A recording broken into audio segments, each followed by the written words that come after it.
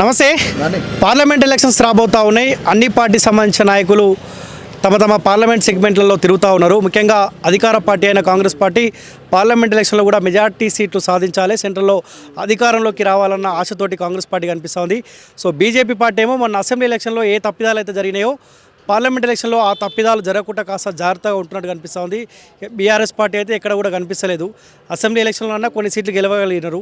Parliament ఎలక్షన్లో ఎక్కడ కూడా బీఆర్ఎస్ పార్టీకి ఒక్క సీటు కూడా వచ్చే అవకాశం కనిపిస్తలేదు. సో నేను ప్రజెంటు మహబూబ్ నగర్ పార్లమెంటు పరిధిలో తిరుగుతూ ఉన్నా. ఈరోజు ఉదయం ఎంట్రీ ఇచ్చిన మహబూబ్ నగర్లో కాసేపు, కోస్గి కొడంగల్లో కాసేపు తిరిగే ప్రయత్నం చేసిన. సో కాస్త డిఫరెంట్గా అనిపిస్తూ ఉంది. కొడంగల్ ప్రాంతం రేవంత్ రెడ్డి నియోజకవర్గం, ముఖ్యమంత్రి హోదాలో ఉంది కాబట్టి కొంతమందిగా భయపడా, లేకపోతే మాట్లాడితే మళ్ళీ ఏమైనా ఇబ్బంది పెడతారా అన్న భయంతో కొంతమంది భయపడుతూనే సో మా రేవంత్ రెడ్డి కోసమైనా వంశీకి ఓటేస్తామన్న మాట వాళ్ళు చెప్తా ఉన్నారు. మహబూబ్ నగర్లో సో ఖచ్చితంగా మోదీ మూడోసారి సెంట్రల్లో ఆయనే ఉండాలి, మోదీ కోసం, డీకే అన్న కోసం సో మేము బీజేపీకి ఓటేస్తామని అంటూ ఉన్నారు. అయితే నేను ఇప్పుడు హన్వాడ మండలం హన్వాడ విలేజ్లో ఉన్న సో కోస్గి నుంచి మహబూబ్ నగర్ ఈ ప్రాంతానికి వెళ్తూ ఉంటే చాలామంది కనిపించారు. ఇదే విలేజ్ సంబంధించిన వాళ్ళంట. రాబోయే ఎంపీ ఎలక్షన్లో ఏం చేయాలి, ఎవరిని గెలిపించాలి, డీకే అన్న భారతీయ జనతా పార్టీ నుంచి పోటీ చేస్తూ ఉంది, కాంగ్రెస్ పార్టీ నుంచి వంశీ చందర్ రెడ్డి పోటీ చేస్తూ ఉండు. ఇక సిట్టింగ్ ఎంపీ అంటే పాపం అమాయకుడు అంట. కేసీఆర్ తీసుకున్న నిర్ణయాల పట్ల సో ఆయన కూడా రాజకీయంగా బలి కాబోతోండన్న చర్చ జరుగుతూ ఉంది. దానికి తోడు ఇక్కడ ఉన్న మాజీ మంత్రి శ్రీనివాస్ గౌడ్ నేనే బీసీ అని చెప్పుకునే మంత్రి కూడా సో ఆయన్ని అనుకున్న స్థాయిలో ముందుంచకపోవడం వల్ల ఆయన ఇంకా వెనకపోయే పరిస్థితి కనిపిస్తూ ఉన్నది. సో తలా ఒక వన్ మినిట్ నేను మాట్లాడే ప్రయత్నిస్తా. చాలామంది ఉన్నారు, వాళ్ళు ఏమనుకుంటున్నారు, హన్వాడలో ఎవరికి మెజార్టీ రాబోతూ ఉంది, రాబోయే పార్లమెంట్ ఎలక్షన్లో మహబూబ్ నగర్ నుంచి ఎవరు గెలవబోతా ఉన్నారో మాట్లాడే ప్రయత్నిస్తా. అన్న ఫస్ట్ మీతోటే నమస్తే అన్న. నమస్తే అన్న. మీ పేరే? శ్రీనివాస్. ఏం పని చేస్తుంటారా? మేము సెంటరింగ్ వర్క్ చేస్తాం. మేస్త్రి. రోజు దొరుకుతూ ఉంటుందా? రోజు దొరుకుతూ ఉంటుంది. ఇప్పుడు మీరు చేసే పనికి మార్పు రాకముందుకు అంటే బీఆర్ఎస్ పార్టీ హయాంలో, కాంగ్రెస్ పార్టీ హయాంలో అరే మార్పు వచ్చింది కదా, మన బతుకులలో ఏమన్నా మార్పులు వచ్చినాయి అన్న ఆలోచన మీరు వచ్చారా? ఏమన్నా మార్పు ఏమైనా కనిపిస్తుందా? ఇప్పుడైతే ఏం మార్పు కనిపించట్లేదు. ఎందుకంటే మేము మార్పు కావాలనే ఇందాక చాలామంది కాంగ్రెస్కి వేసినారని తెలుసు మాకు, కానీ మేము మాత్రం ఎప్పుడు బీజేపీకి వేసినాము ఇప్పటి నుంచి. కానీ ఇప్పుడు ఏం మారినట్టు తేడా లేదు. ఎందుకంటే ఇందాక ఉన్న సీఎం గారు కేసీఆర్ గారు అంత రాష్ట్రం మొత్తం పాలు చేసి తాగుబోతులను చేసిండు. ఇప్పుడు ఈ ఉచిత పథకాలు అని చెప్పి అంత జనాల మీద భారం మోపి మన రాష్ట్ర మహిళల్ని తిరుగుబోతులను చేస్తుండు. ఒక ఆయన తాగుబోతుల్ని, ఈయన తిరుగుబోతుల్ని. ఇదైతే జీర్ణించుకోలేని విషయం.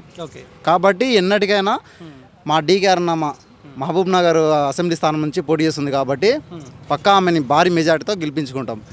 మొన్న జరిగిన అసెంబ్లీ ఎలక్షన్లో ఎందుకు బీజేపీని గెలిపించుకోలేకపోయారు? ఇప్పుడు ఈ పార్లమెంట్ పరిధిలో దాదాపు 7 సీట్లలో కాంగ్రెస్ పార్టీ గెలిచింది. మొన్న అసెంబ్లీ ఎలక్షన్లో ఎందుకు బీజేపీ గెలవలేకపోయింది?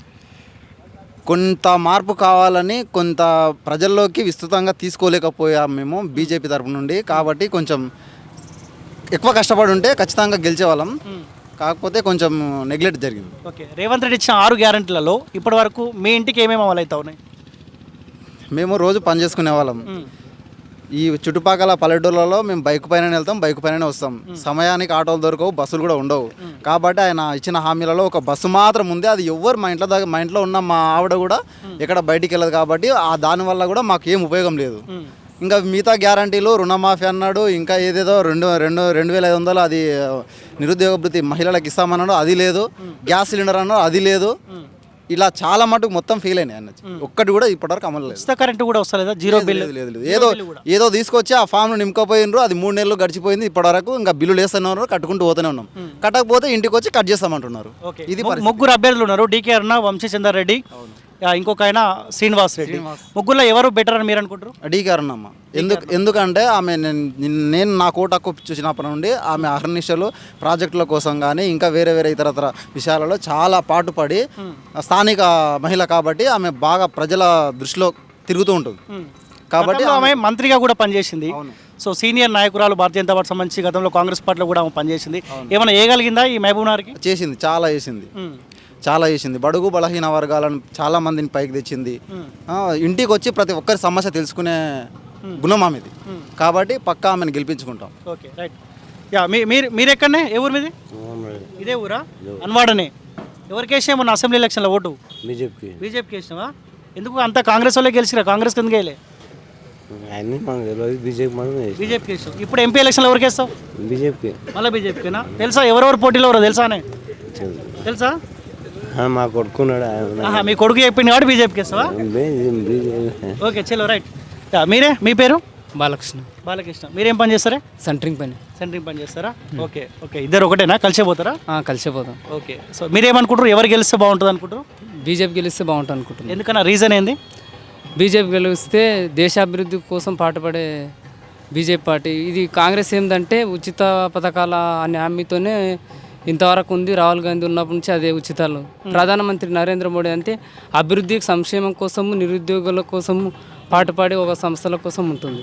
ఈ విధంగా బీజేపీ పార్టీకి ఓటే. కాంగ్రెస్ పార్టీ వాళ్ళు ఏమంటారు అంటే, రాష్ట్రంలో అధికారంలో ఉన్నారు కదా, మాకు అవకాశం ఇవ్వండి, స్టేట్లో సెంట్రల్లో అధికారం ఉంటే ఇంకా ఎక్కువ డెవలప్మెంట్ అవుతుంది అంటారు. సెంట్రల్లో మాత్రం రాదన్న.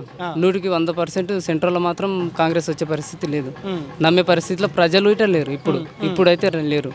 ప్రజెంట్ కంటే అప్పుడు ఏదో బీఆర్ఎస్ వ్యతిరేకం వల్ల ఒక కాంగ్రెస్ మీద వన్ సైడ్ డిసైడ్ అయ్యి పబ్లిక్ వేసిండ్రు. కానీ ఇప్పుడైతే ఆ సిచ్యువేషన్ అయితే లేదు. వన్ సైడ్ ఇప్పుడు బీజేపీకి ఎన్నికే సిద్ధంగా ఉంటారు. ఇప్పుడు మీరు ఎవరు డీకే అర్ణ కోసం బీజేపీ కోట్ అంటారా, లేకపోతే మోదీ కోసమా? మోదీ కోసము, డీకే అర్ణమ్మ కోసం. నియోజకవర్గం డెవలప్ కావాలంటే డీకే అర్ణ, దేశం అభివృద్ధి కావాలంటే నరేంద్ర మోడీ కావాలి. ఇప్పుడు ఈ ముగ్గురులో మీకు ఎవరు ఎక్కువ పరిచయం? డీకే అర్ణ ఎక్కువ పరిచయం. వీళ్ళు పరిచయం లేదా? వంశీచందరు ఇంకో ఆయన లేరు పరిచయం లేరు. ఓకే చలో అన్న, మీ పేరేం పేరే? మా పేరు వెంకటేష్. మీరేం పని చేస్తారా? నేను సంథింగ్ వారి పని చేస్తాను. మీరు అంతా టీమేనా? అంతా ఒకటే. ఓకే. మీరు బీజేపీనా? మేము బీజేపీ. ఎందుకన్నా బీజేపీ ఎందుకు? మాకు ఉద్దేశమే బీజేపీ. మేము చేసేదే బీజేపీ గురించి. మేము హిందూ కాషాయం అనేది మాకు ఉద్ధరిస్తున్నారు. సరే, ఇన్నేళ్ళ నుంచి ఆ కాషాయం జెండా, ఆ పువ్వు గుర్తును మోస్తా ఉన్నావు కదా, ఏం మారింది? కార్యకర్త నుంచి కార్యకర్తనే ఉన్నావా, ఏమన్నా మారిందా? ఏం లే, మారింది. పనులు అయినాయి. కాకపోతే వీళ్ళంతా దొంగలు వచ్చి అంతా ఏదో చేసిండ్రు అంతే. మేమైతే మా పనులు అయితే మాకు చేసిండ్రు, మంచిగానే చేసిండ్రు. మేము ఉన్న కాడికి మంచిగానే ఉన్నాం, అంతా బాగానే ఉన్నాం.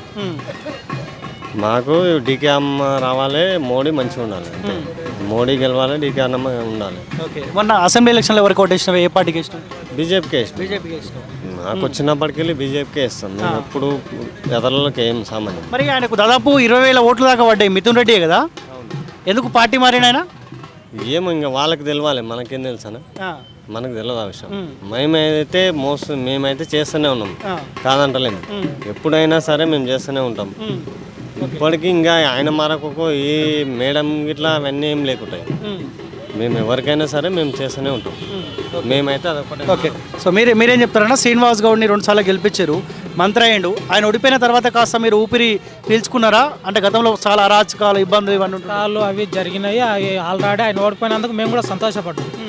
కాకపోతే మేము ఆశించింది బీజేపీ గెలవాలని ఆశించినాము, అది గెలవలేకపోయింది. పబ్లిక్ మొత్తం కాంగ్రెస్కు ఉచిగా పథకాలు అవి ఇచ్చినందుకు అక్కడ మొగ్గు చూపిండ్రు. మేము అది డిసప్పాయింట్ అయినాము. అది ఒకటి, మా మితిన్ రెడ్డి మస్తు కష్టపడ్డాము యువకుడు అంటాను. ఆయన కూడా మళ్ళీ మోసం చేసి మళ్ళీ అక్కడే అంతే. అంటే వాళ్ళు ఒకటి అయ్యి మళ్ళీ మోసం చేశారు. కానీ ఎక్కడ తప్పడం జరిగింది? మన బీజేపీ ఎందుకు గెలవలేకపోయింది? ఇక్కడ వాళ్ళు ఒకటి అయ్యి మమ్మల్ని కార్యకర్తలు మోసం చేసాడు మితిన్ రెడ్డి. మేము అందువల్ల మోసపోయినాం మేము. ఇప్పుడు మేడం మాకు అంత ధైర్యం ఇస్తుంది, ఆమె ఖచ్చితంగా ఆమెను గెలిపించుకుంటాం. ఓకే. ఇప్పుడు ఈయన ఎన్ఎం శ్రీనివాసరెడ్డి అందుబాటులో వస్తూ ఉంటాడా? ఎన్ఎం శ్రీనివాసరెడ్డి అసలు ఆయన గెలిచిపోయినట్టే మళ్ళీ వచ్చిందే, ఇక మళ్ళీ నిన్నమని వస్తున్నాం అయిపోయింది పార్టీలో. శ్రీనివాస్ గౌడ్ వస్తుండే అంతేగాని ఎన్ఎం అసలు ఆయన ముఖమే చూడలేదు ఇంతవరకు. నిన్న మొన్న వచ్చాడుగా రేవంత్ రెడ్డి రోడ్ షో. అదే నిన్న మొన్న వస్తుండ్రు, ఇప్పుడు ఎలక్షన్ వచ్చింది కాబట్టి వస్తుండ్రు అంతే తప్ప ఇప్పటివరకు మళ్ళీ ఎప్పుడు రాలేదు. ఓకే. సో మీరు బీజేపీ రావాలనుకుంటున్నారు? బీజేపీ రావాలని. ఎవరి కోసం? మోదీ కోసమా, డీకే అరుణ కోసం? డీకే అరుణ కోసం. ఓకే. బీజేపీ ఆడ సెంట్రల్ అయినా స్టేట్లో అయినా బీజేపీ కావాలనుకుంటున్నాం. ఇప్పుడు ఈమె అందుబాటులో ఉంటుండే, ఈమె ప్రతిపక్ష హోదాలో ఉన్నది. మాకు అధికారం లేకున్నా కూడా ఇక్కడ మామూలు ఎప్పుడు తిరుగుతుండే, మాకు అందుబాటులో కలుస్తుంది. ఈయన ఇప్పుడు మీ సిట్టింగ్ ఎంపీ శ్రీనివాసరెడ్డి, ఆయన అసలు వచ్చిందే లేదు, చూసిందే లేదు. మేము ఇప్పుడు వంశీచందర్ ఎంపీ టికెట్ రాకముందుకు ఎప్పుడన్నా మీ మహబూబ్ నగర్ ప్రాంతంలో తిరిగి ఈ ఎలక్షన్లో వస్తున్నాం అయిపోయి. గతంలో లేవట్ అంటే కూడా మేము అయిపోయి పేరే తెలియదు మాకు. ఎమ్మెల్యేగా పనిచేసింది కదా గతంలో. డీకే అరుణ అప్పుడు లేవట్ అంటే కానీ ఆయన పేరే తెలియదు. ఇప్పుడు ఈసారి రేవంత్ రెడ్డి పుణ్యాన ఆయన పేరు బయటికి వెళ్ళింది అంతే అంతే. ఓకే చలో. ఇంకెవరన్నా అన్న మీరు చెప్పండి, ఇప్పుడు ముగ్గురు అభ్యర్థులలో ఎవరు బెటర్ అని మీరు అనుకుంటా ఉన్నారు? ముగ్గురు అభ్యర్థులనే కాదు, మా కాన్స్టిట్యూన్సీలో అయితే డీకే అన్న 100% గెలుపు తథ్యం అన్నట్టు. ఎట్లా తథ్యం అంటే, నేను ఒక సాధారణ మహబూబ్ నగర్లో చిన్న మెకానిక్ షాప్, వర్క్ షాప్ ఉంది. 7 నియోజకవర్గాలకి వెళ్ళి మన కస్టమర్స్ వస్తుంటారు. వాళ్ళని మనము లీడర్గా కాకుండా ఒక వర్కర్గా అడుగుతుంటా జనరల్గా ఓటు ఏ కాన్సెన్స్కి వెళ్ళి వస్తుంటారు మనకు సర్వేనే చేస్తావు ఇక మనం సర్వే ఇదే సర్వే ఇంకా వేరే పని లేదు ఈ మేడం గెలిపించే వరకు ఇదే సర్వే మనది ఇక కూర్చో వాళ్ళే కూర్చేసుకొని సర్వే అంతే మన సర్వే ఇదే పని ఇంకా నువ్వు ఎటు చూడు 100% మొత్తం మేడం మేడం మేడం అంతే డీకే ఎందుకు రీజన్ ఏంది రీజన్ ఏంటంటే ఇప్పుడు ఆల్రెడీ ముగ్గురు వ్యక్తులలో బెటర్ బీజేపీ అంటే నరేంద్ర మోదీ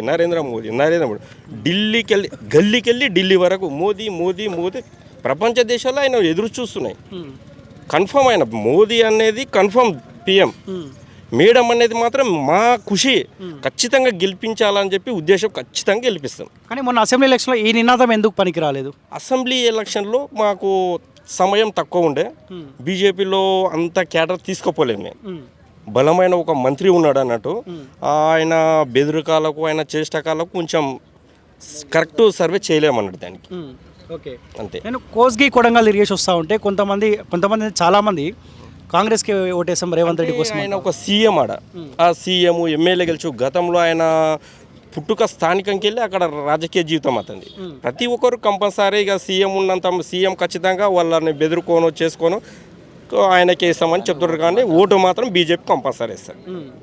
అంటే అధికార పార్టీ 7 నియోజకవర్గాల్లో కాంగ్రెస్ పార్టీ సంబంధించిన ఎమ్మెల్యేలు ఉన్నారు, వాళ్ళకు ఒక ఓటు బ్యాంక్ ఉంది, గెలిచారు కాబట్టి ఇబ్బంది కాదంటారా? స్టేట్ జనరల్గా అది బీఆర్ఎస్ వ్యతిరేకత వల్ల మొన్న జరిగిపోయింది ఇది మాత్రం ఇది లోకల్ ఎలక్షన్ కాదు, ఇది దేశానికి సంబంధించిన ఎలక్షన్. ఇది దేశానికంటే కనీసం చిన్న బాబుకెళ్ళి ఒక ఓటు హక్కు బాబుకెళ్ళి చదువుకునే పిల్లలని అడుగు మోదీ. ఇప్పుడు మీరు గెలవాలంటే కాంగ్రెస్ పార్టీ బీఆర్ఎస్ పార్టీలు కూడా మీకు ఓటేయాలి, బీజేపీ సరే ఇస్తున్నారు, మాకు అడిగే అవసరం లేదు. డైరెక్ట్గా వాళ్ళు డైరెక్ట్గా వాళ్ళు ఖచ్చితంగా బీజేపీ వేయగలుగుతారు, చెప్పే అవసరమే లేదు. యువత కానీ చదువుకున్న వాళ్ళు మాత్రమే 100% వాళ్ళ కాన్ఫిడెన్స్ ఏంది దేశం మోదీ ఆయన ఇచ్చిన స్కీమ్లు ఏదో ఒక కులానికి సంబంధించినట్టు చేస్తలేడు మోదీ. హిందువులకి ఎన్ని స్కీమ్స్ పెట్టిండో ముస్లిమ్స్కి ఇట్లా అన్ని స్కీమ్స్ ఉన్నాయి, వాళ్ళకి తెలియదు అవగాహన. అది మేము విస్తృతంగా ప్రచారం చేసి భారీ మెజార్టీతో మాత్రం ఖచ్చితంగా మేడం గెలిపించాలని కోరుతున్నాం. ఇప్పుడు మహబూబ్ నగర్ ఈ ప్రాంతంలో కూడా ముస్లిం ఓటర్స్ ఎక్కువ ఉన్నారు, సో వాళ్ళు కూడా వన్ సైడ్ కాంగ్రెస్ పార్టీకి ఓటేసే అవకాశం ఉంటుంది. 100% బీజేపీకి పడతాయి, కొన్ని 100% పడతాయి.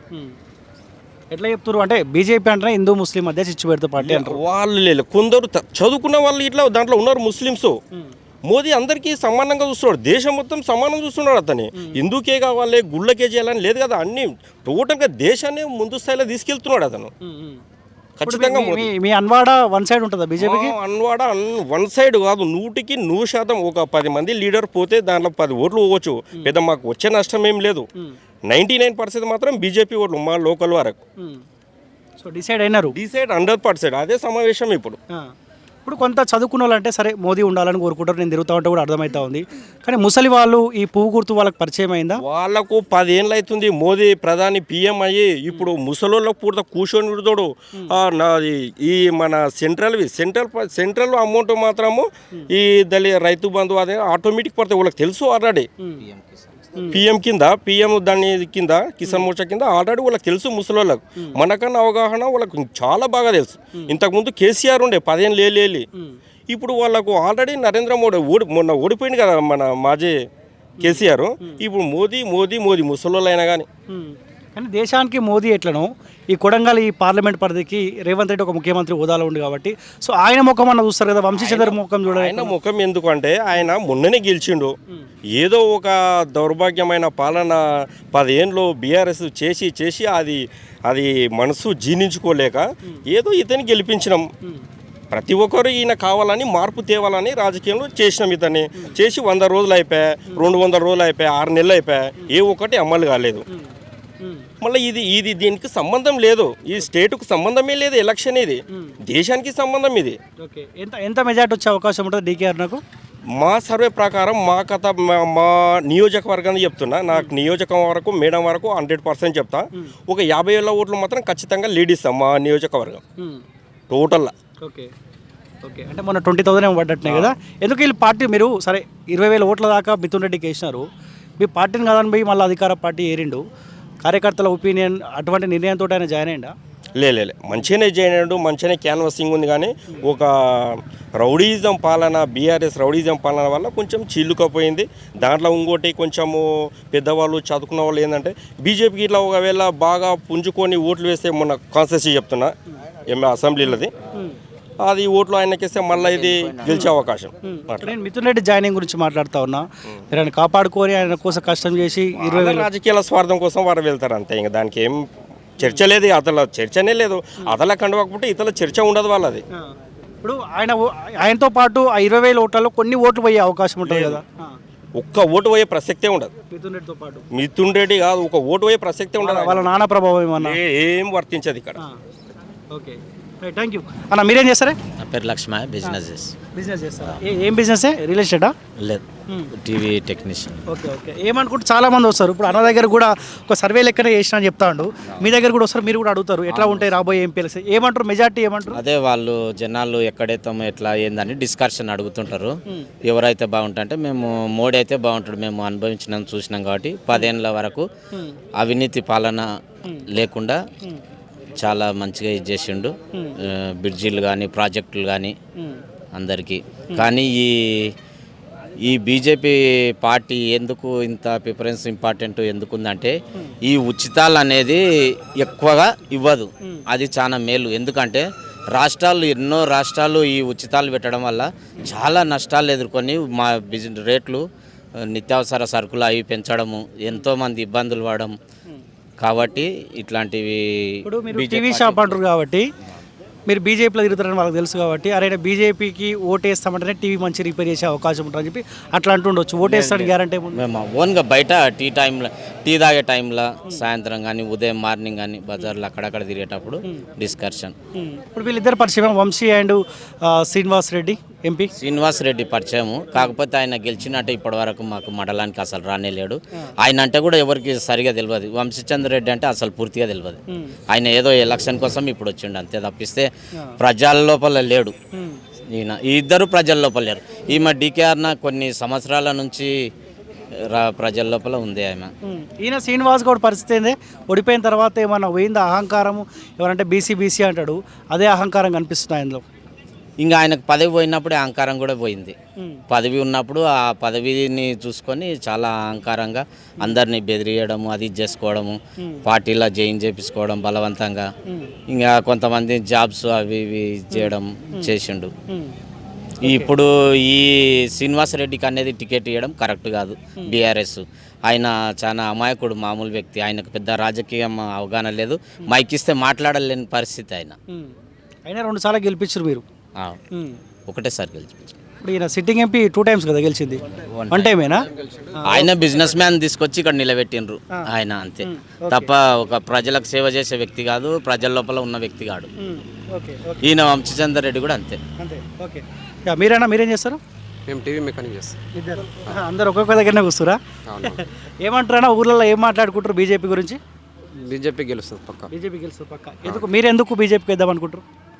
ఎందుకంటే డీకేఆర్న మాకు మన అందుబాటులో ఉంటుంది, అందుకని. అందుబాటులో ఉంటుందా లేకపోతే వేయాలి ఖచ్చితంగా బీజేపీకి వేయాలన్న ఉద్దేశంతో? అందుబాటులో ఉంటుంది. అక్క ఎప్పుడు పిలిచినా వస్తుంది, ఏం ప్రాబ్లం ఉన్నా సాల్వ్ చేస్తుంది. ఓకే. మా ఉద్యమాల ముద్దుబిడ్డ డీకేఆర్నమ్మ. మరి గతంలో ఓడగొట్టిరు కానీ మరి అట్లా అంటే గతంలో అంటే వేరే కక్షల వల్ల రాజకీయాలు అట్లా ఉన్నాయి కాబట్టి అయింది. Okay, right. సో మీరు వీళ్ళందరికీ లీడర్ అన్నా? లీడర్ మీరేనా? అట్లేం లేదు, బీజేపీలో సాధారణ కార్యకర్తను మాత్రమే. ఓకే. బాధ అనిపించలేదా మొన్న అధికారంలోకి రావాల్సిన భారతీయ జనతా పార్టీ అధికారానికి దూరం అయింది, ఏం తప్పిదాలు జరిగినాయి అన్న ఆలోచనకు వచ్చిరా? అన్న మేము చేసిన బిర్యానీ పక్కోడు తిన్నట్లున్నది మా పరిస్థితి. అంటే మీరే బిర్యానీ తయారు చేసారు, ఎవరు ప్రజలు కూడా కాదంటలేరు. మీరు వద్దనుకుంటే ఆప్షన్ కాంగ్రెస్ పార్టీ అయింది కదా.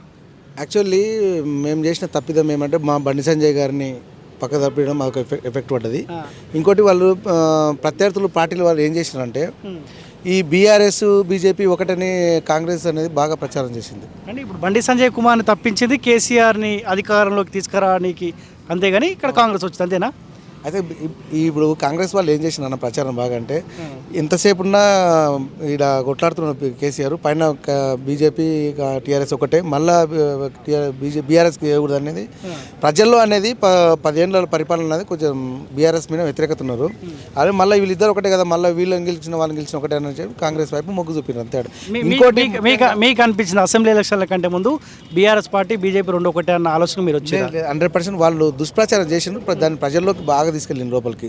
ఇంకోటి ఏంటంటే ఈ కాంగ్రెస్ రావడానికి ప్రధాన కారణం పక్కలున్న కర్ణాటకలో 5 హామీలు అమలు చేసినాము, ఈడ కూడా చేస్తామని బాగా ఖచ్చితంగా దాన్ని ప్రజల్లోకి తీసుకెళ్ళిండ్రు.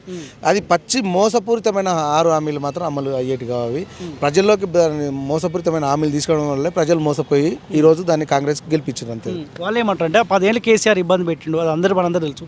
అరే కొంత టైం పడుతుంది, 5 ఏళ్ళ వరకు మాకు అవకాశం ఇచ్చారు కదా, ఒక్కొక్కటి అమలు చేస్తామంటారు కదా.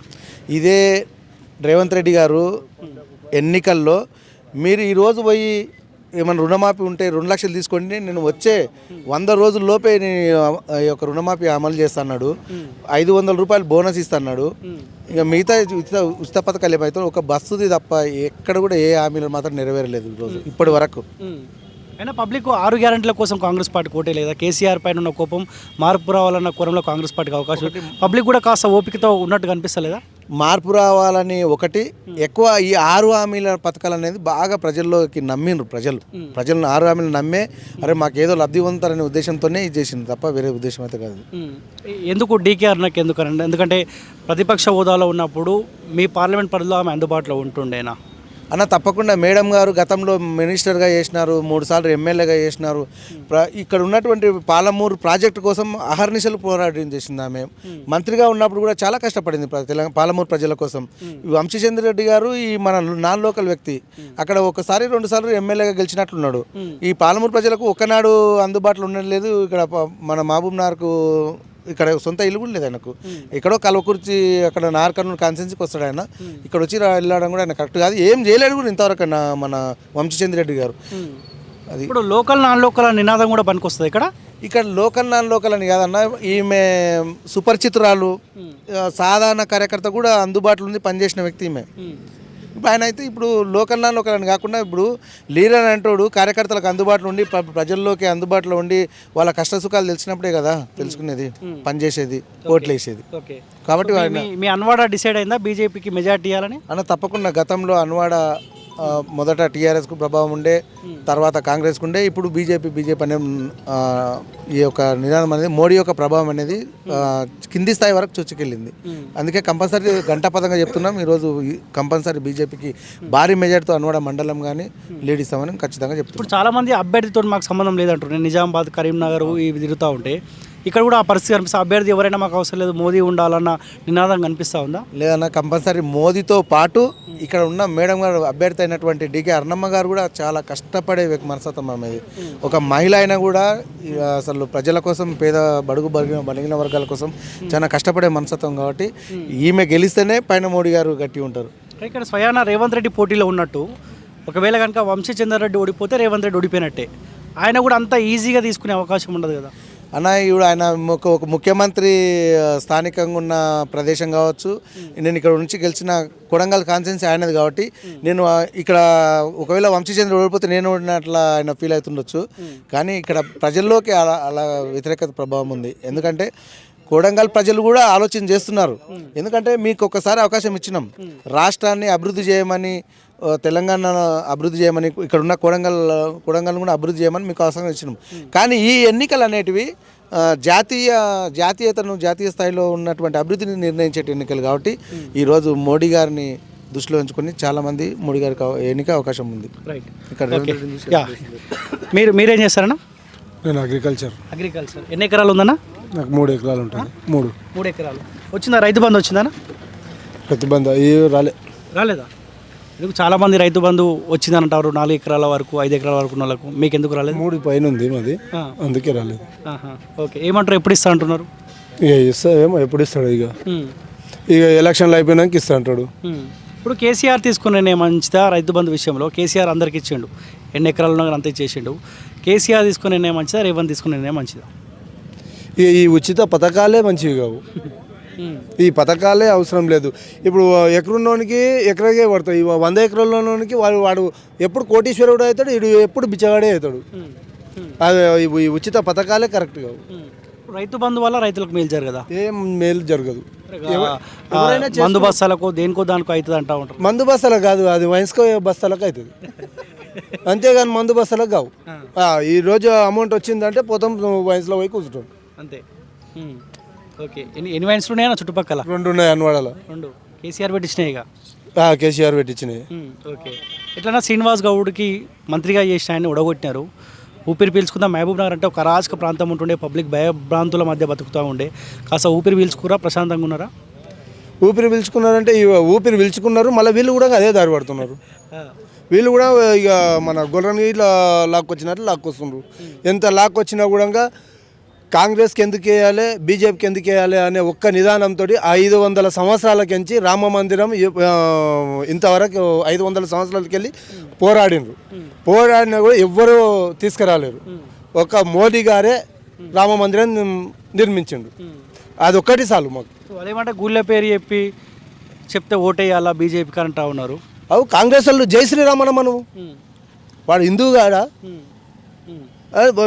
ఒక్కడు కూడా కాంగ్రెస్ వాడు జై శ్రీరామ్ అని అన్నాడు, భారత్ మాతాకి జై అన్నాడు. మన దేశాన్ని అసలు కాంగ్రెస్ వాళ్ళు ఎవ్వరు అన్నారు, ఆ నినాదమే చేయాలి. దేవుళ్ళ పేరు చెప్పి రాజకీయం చేసుడేందని అంటే వాళ్ళు ఎట్లా అడుగుతారు, అదే తరహాలో బీజేపీ కూడా అడగొచ్చు. వీళ్ళు కూడా అడగొచ్చు కదా. కాంగ్రెస్ చేత కదా, రాముని పేరు చెప్పి అడుకో. 24 మందిని 30 మందిని పెట్టి 500 సంవత్సరాలకి వెళ్ళి 50-60 సంవత్సరాలకి వెళ్ళి రామ మందిరం రాకుండా చేసిండ్రు కాంగ్రెస్ పాలన. కానీ మొత్తం దేశ సంపదను మొత్తం అంబానీలకు బలిష్నులకు కట్టబెడతాడు నరేంద్ర మోదీ. ఈసారి కనుక మళ్ళీ అవకాశం ఇస్తే దేశాన్ని కథం చేస్తారని కాంగ్రెస్ పార్టీ వాళ్ళు అంటారు. దేశాన్ని మాకు తెలిసి అయితే ఏ కథం చేయలేదు. ఆయన వచ్చినాకనే అభివృద్ధి అయింది. ప్రతి ఒక్కటి మన కింది స్థాయి వరకు చేరుతుంది. మన ఏమంటారు, ఈ మరుగుదొడ్లు కానీ ప్రతి ఒక్కటి, ఈ వీధి లైట్లు కానీ ప్రతి ఒక్కటి అభివృద్ధి అవుతుంది కదా. ఓకే, గెలుస్తురా ఇప్పుడు డీకేఆర్ ఇక్కడ నుంచి? గెలుస్తుంది.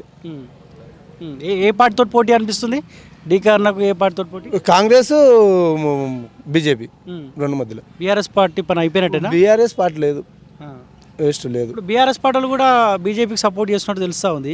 అట్లా ఏమైనా అనిపిస్తూ ఉందా మీకు? అంటే కొంతమంది టీఆర్ఎస్ పార్టీ వాళ్ళు ఉంటారు కదా మీ ఊర్లో, వాళ్ళు కూడా బీజేపీకి ఓటేస్తాను అంటారా? అంటే కాంగ్రెస్ వాళ్ళు కూడా చేస్తుండ్రు నా ఓటు. కాంగ్రెస్ కూడా 100% వేస్తుండ్రు. ఈ అన్వాడలో ఉన్న కాంగ్రెస్ పార్టీ నాయకులు కూడా వాళ్ళ ఇంతవరకు వాళ్ళు కాంగ్రెస్లో తిరిగిండ్రు, కాంగ్రెస్లకు ఓటు వేసిండ్రు, అంతా చేసిండ్రు. కానీ ఇప్పుడు మేము ఈ ఏమంటారు మన తెలంగాణలో సాధించుకున్నాము, కానీ ఇప్పుడు మోదీ ఉండాలి సెంట్రల్లో అని వాళ్ళు కూడా బీజేపీకి వేస్తారు అన్న. రైతు బంధు వచ్చిందా? రైతు బంధు రాలేదా? రైతు ఏం వస్తలేదు. ఏమంటారు, అడిగితే ఏమంటారు?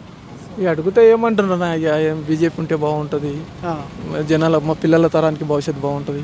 ఇప్పుడు అంటే మనం ఎట్లా సంకన అయిపోయింది, 10 ఏళ్ళు అయింది, ఇవి 5 ఏళ్ళు ఈడు వాడుకుంటాడు. ఇప్పుడు సెంట్రల్లోనన్నా ఆయన ఉంటేనన్నా పిల్లల భవిష్యత్తు బాగుంటుంది కదా. ఆల్రెడీ 10 ఏళ్ళు ఉన్నాడు కదా సెంట్రల్ ఆయన. మోడీ 10 ఏళ్ళు ఉన్నందుకు ఇంత ఈ తారీఖు ఉండదు, అది కూడా లేకుంటే ఇక అది లాయలీలోనే అవుతుంది. కేసీఆర్ ఉన్నప్పుడు రైతు బంధు వచ్చిందా? కేసీఆర్ ఉన్నందుకే 10 ఏళ్ళు సంకన అయిపోయింది. రైతు బంధు అయితే ఇచ్చింది కానీ నీకు ఇచ్చిండు, ఏడికెళ్ళి తెచ్చిస్తాడన్నా నీవు? ఎవరికి వెళ్ళి వస్తాయి పైసలు? రైతు బంధు ఎవరికి వెళ్ళి ఇస్తున్నాడు? ఆయన ఇంట్లోకి వెళ్ళి ఇస్తున్నాడా? మన పైసలు ఇస్తున్నాడు. వాడు కొన్ని పెట్టుకొని కొన్ని ఇస్తున్నాడు. లేనిదే వాళ్ళ ఇంట్లో అంత ఆస్తులు ఉంటాయా? మన పైసలే కదా, మనకి ఈయనకి వాడు దండలాడిండు. నీవు మా పైసలు మాకు ఈయనకి నీకు గుద్దని ఒప్పిందని జాడిస్తా అంటే ఇంట్లో పడ్డాడు. ఈడు కూడా తికమక చేస్తే ఈయన కూడా అట్లా వేస్తాడు అంతే. 100 రోజులు అయింది కానీ తక్కువ టైమే కదా ఇప్పట్లో. మనం 100 రోజులైనా ఎన్ని రోజులైనా ఫ్రీ పథకాలు ఇచ్చి ఎందుకు లీల వాడాలి? అవసరం ఏముంది? చెప్పకుండా ఉంటే మోడీ బీజేపీ పార్టీ ఏమైనా చెప్పిందే పథకాలు? ఏం చెప్పకుండా గప్పు ఎందుకు ఉంది? ఇప్పుడు కూడా ఏం చెప్తలేదు. ఫ్యూచర్లో మనకు అవసరమనే తెచ్చుకుందాం అంటుంది కానీ ఫ్రీగా ఇది ఇస్తాము అది ఇస్తామని అంటే ఎవడు అడిగిండు? రేవంత్ రెడ్డి నన్ను ఎవడన్నా అడిగిండు? ఫ్రీ పథకాలు ఇయ్యా, మాకు ఫ్రీ బస్సు పెట్టు, ఫ్రీగా మాకు ఈ గ్యాస్ ఇవ్వదు, ఎవడు అడిగిండు? అరే ఉన్న అప్పులు కట్టుకొని మంచిగా బతికితే చాలు రా దేవుడు అని మేము దాంట్లో ఆడుతుంటే మళ్ళీ నీకు కొత్త అప్పులు తెస్తా అంటే ఏంటికి లెక్క? 6 గ్యారెంటీలలో ఏమేమి ఇస్తుండన్నా మీ ముఖ్యమంత్రి పక్కపోతే ఉంటాడు, ఏమి ఇస్తుండు? గ్యారెంటీలు వద్దానా? నాకు తెలిసిన కాడికి నిజంగా చెప్పాలంటే సబ్సిడీ పెట్టు, ఓ రైతులకు ఒక్కొక్క సబ్సిడీ పెట్టు, ఒక మందుల కాడ సబ్సిడీ పెట్టు, నీకు అంత పైసలు ఎక్కువ ఉంటే కొన్ని ఫ్రీ మంత్ సంచులు వంచు, పనిముట్ల కాడ వంచు, ఆ లెక్కలు నువ్వు సపోర్ట్ చేయి, ఒక బ్యాంకులో లోన్ ఇప్పి రైతులకు వ్యవసాయం చేసుకుని తక్కువ వడ్డీకి పెట్టు, కష్టపడ్డోళ్ళు లాభం పొందుతాడు కదా. తినితానికి ఫ్రీ పథకాలు ఎందుకు? ఓకే, ఇప్పుడు ముగ్గురు పోటీలో ఉన్నారు ఇక్కడ నుంచి, ప్రధాన పార్టీలు మూడు పార్టీలు కనిపిస్తూ ఉన్నాయి. ఎవరు పరిచయం నీకు? వంశీ పరిచయమా, శ్రీనివాస్ రెడ్డి పరిచయమా, డీకే అరుణ పరిచయమా? నాకు ఎవరు పరిచయం లేదు. నా ఆలోచన ఏంటంటే సెంట్రల్లో బీజేపీ ఉంటే బాగుంటుంది, ఈ ఫ్రీ పథకాలకు జర బానిస కాకుండా ఉంటారని. ఇంకోటి డీకే అరుణ కూడా జర మంచి క్యాండిడేట్, ఆయన కూడా ఎన్నిసార్లు కూడా గెలిచిన మంచి కదా, ఆయమ గుణం కూడా బాగుంటుంది. ఆయమకేతమని అనుకుంటున్నా, కొందరు కూడా చెప్పాలి అని కూడా అనుకుంటున్నా. నేను ఒక్కనేస్తే కూడా గెలవదు కదా, నలుగురు చెప్పాలి నేను కూడా అని అనుకుంటున్నా. అదే పని మీద ఉన్నావా? అంతే. Okay, right. మీరేం చేస్తారా? మేము సెంటరింగ్ వర్క్ చేస్తాం. సెంటరింగ్ వర్క్ అన్నా? ఓకే, అంటే ఈ ఊర్లో చాలా మంది అదే పని చేస్తూ ఉంటారు. ఇక మహబూబ్నగర్ దగ్గర ఉంది కాబట్టి అంత లేబర్ ఏరియా, ఇక కష్టాజీవులు అంతా ఇంకా పని చేసుకొని అంతేనా? ఓడిపోయిన తర్వాత శ్రీనివాస్ గౌడ్ ఎప్పుడన్నా వచ్చిండా మీ అనవాడకు? వచ్చిందంటే ఇక ఎప్పుడో వచ్చిండు ఒకసారి. వచ్చిండా? వచ్చింది. ఏమంటున్నా అంటే అధికారం ఉన్నప్పుడు కొంత కనిపిస్తుండే అందులో అహంకారం కనిపిస్తూ ఉండే, పదే బీసీ అని చెప్తుండు. ఏ బీసీ అని శ్రీనివాస్ గౌడ్ చెప్తాడు, అదే బీసీలని అక్రమంగా అరెస్ట్ చేయించి లోపడేపించింది కదా. సో ఇప్పుడు ఎట్లా ఉండు? అధికారంలో ఉన్నట్టే ఉండా, అధికారంలో లేను ప్రతిపక్ష పార్టీ హోదాలో ఉన్నట్టున్నాడా? కొంచెం తగ్గింది. తగ్గింది. అప్పుడు అధికారం ఉన్నప్పుడు ఇట్లా గౌరవంగా ఇట్లా వస్తుండే, ఇప్పుడు కొద్దిగా డిమ్ మైండ్. దాని నుంచి ఎందుకు కూడా కొట్టిరన్నా ఆయన్ని? ఎందుకు కూడా కొట్టిందంటే ఇక ఇవన్నీ ఫ్రీ పథకాలు, ఈ మందుకు బానిస అవి చేసిండ్రు. ఇప్పుడు ఆయన రేవంత్ రెడ్డి వచ్చి ఫ్రీ పథకాలు పెట్టిండు, అవన్నీ పెట్టే అవసరం ఏముంది?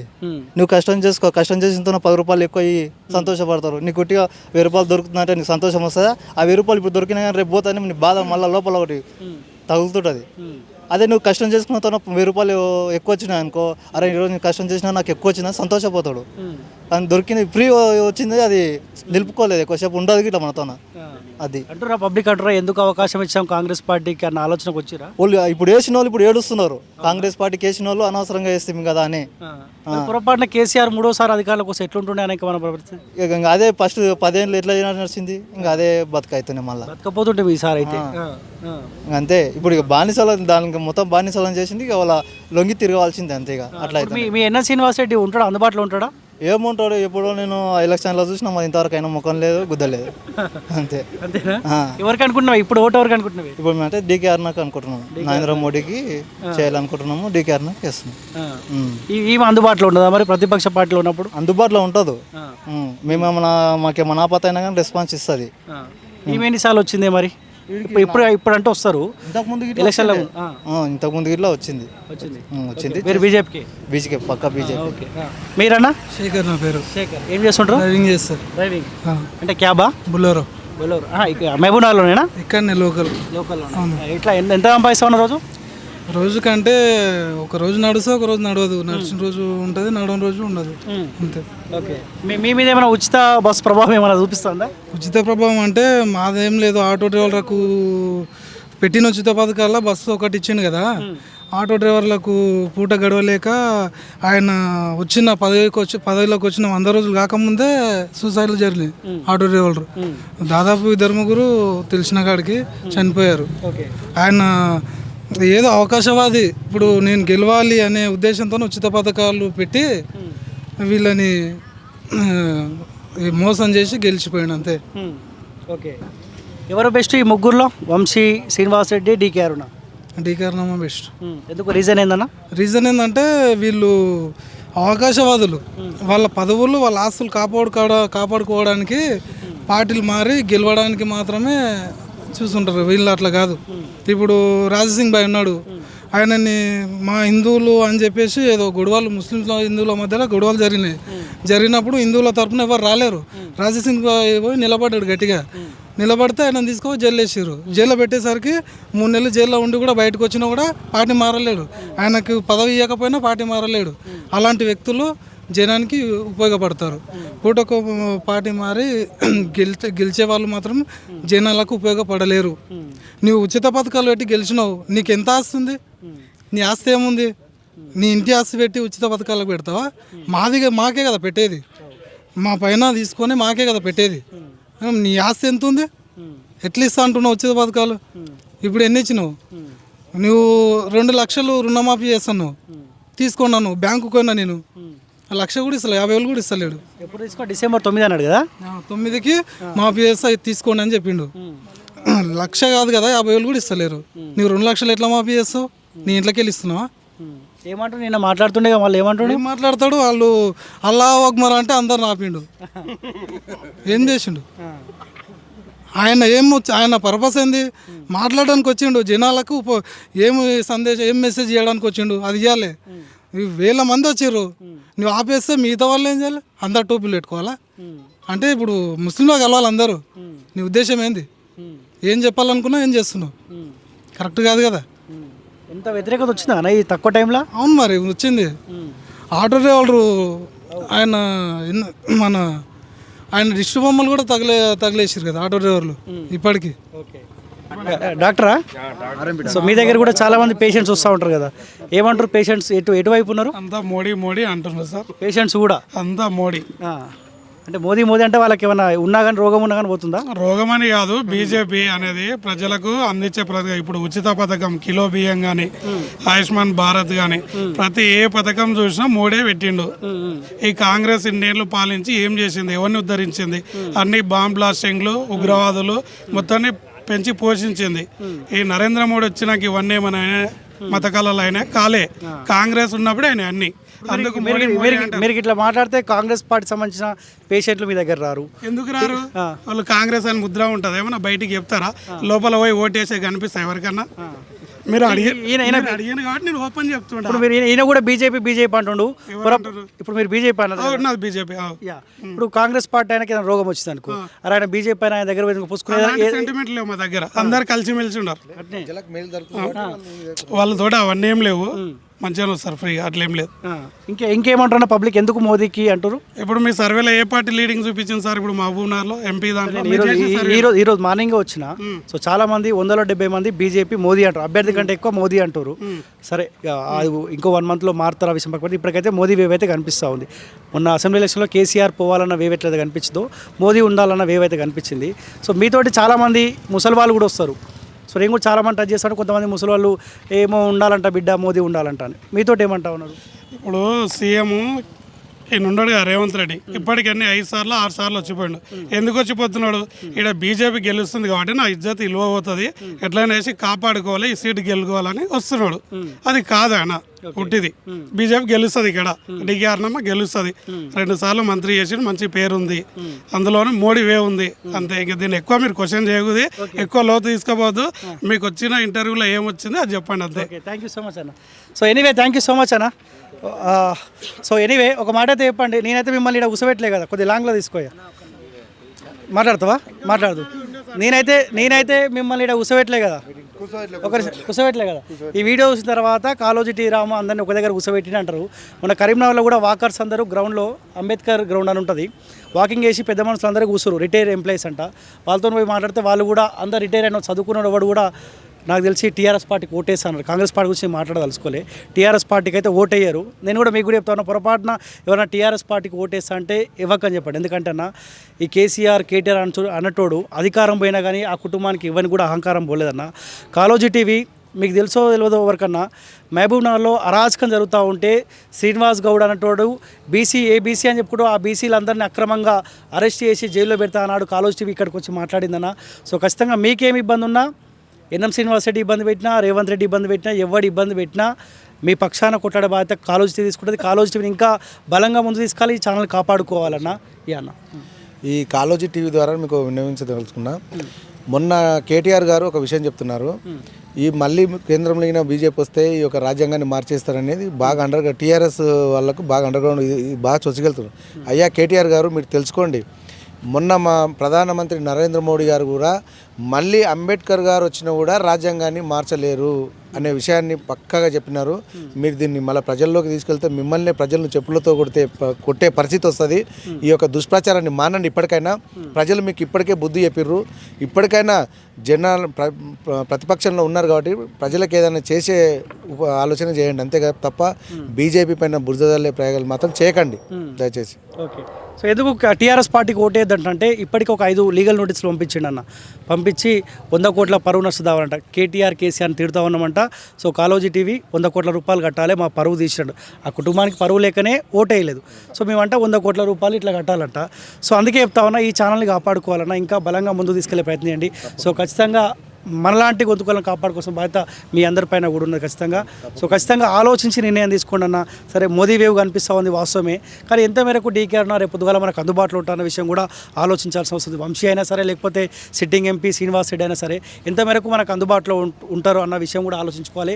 కాంగ్రెస్ పార్టీ పైన కూడా బలమైన పోరాటం చేయాల్సిన బాధ్యత మనందరిపైన ఉన్నది. కేసీఆర్ పరిపాలన ఎంత అరాచకం జరిగిందో, సరైన పరిపాలన అరాచకం జరుగుతున్న విషయం పక్క పెడితే ప్రజలు ఇబ్బంది పడుతూ ఉన్నారు. 6 గ్యారెంటీలు చూసి ఓటేయకున్నా కానీ 6 గ్యారెంటీల కోసం ప్రజలు ఎదురు చూస్తూ ఉన్నారు. ఇంకా అధికార పార్టీ పట్టించుకోవట్లేదు. సో ఖచ్చితంగా మీరు భారతీయ జనతా పార్టీ కావచ్చు కాక అన్వాడ ప్రజల కోసం కాంగ్రెస్ పార్టీ పైన బలమైన పోరాటం చేయండి. తెలంగాణ రాష్ట్రానికి పోరాటాలు అలవాటు కాబట్టి మరో పోరాటం ద్వారానే మన ప్రజల బతుకుల్లో మార్పు వచ్చే అవకాశం. మార్పు ఒకటే, అధికారం ఒకటే మారిందన్న. ఏ పేద ప్రజల బతుకుల్లో మార్పు అయితే రాలేదన్న. ఎందుకంటే నేను గత కొన్ని రోజులుగా అసెంబ్లీ ఎలక్షన్లో అన్న, మీరు నమ్మండి లేకపోతే లేదు, అసెంబ్లీ ఎలక్షన్లో నా కుటుంబానికి దూరంగా ఉండి కేసీఆర్ అంటోడు గెలిస్తే, శ్రీనివాస్ గౌడ్ అంటోడు గెలిస్తే నేను బతికే అవకాశం ఉండదు, నాలాంటి గొంతుకలు బతికే అవకాశం అని చెప్పి తిండి తికాన లేకుండా అసెంబ్లీ నియోజకవర్గాలు మొత్తం తిరిగితే ఇప్పటికీ నేను హెల్త్ సమస్యలు ఇబ్బంది పడతా ఉన్నాను. అయినా సరే ఇప్పుడు రేవంత్ రెడ్డికి బుద్ధి రావాలి. ఎంపీ ఎలక్షన్లో రేవంత్ రెడ్డి అనేటువంటి బుద్ధి చెప్తేనే కాస్త ఒళ్ళు దగ్గర పెట్టుకొని పనిచేసే అవకాశం ఉంటుంది. అందుకే మళ్ళీ తిరుగుతూ ఉన్నా. సో దయచేసి మార్పు రావాలి ఖచ్చితంగా. ఇక మార్పులో భాగంగా బీజేపీ ఆప్షన్ కావచ్చు కాక, బీజేపీకి ఓటు వేయమని ఓపెన్గా నేను చెప్పాను, కానీ టీఆర్ఎస్ పార్టీకి ఓటు వేయొద్దు అని చెప్తా. కాంగ్రెస్ పార్టీ కూడా ఈ ఎంపీ ఎలక్షన్లో బుద్ధి చెప్తేనే కాస్త రేవంత్ రెడ్డి వాళ్ళు దగ్గర పెట్టుకొని పనిచేసే అవకాశం ఉంటుందన్న. ఈ ఆ క్రమంలో మీరు ఏ పార్టీ కన్నా ఓటేసుకోండి. దయచేసి ప్రజల బతుకులలో మార్పు కోసం పనిచేస్తారని కూడా రిక్వెస్ట్ చేస్తూ ఉన్నా. నేను వెళ్తా ఉన్నా.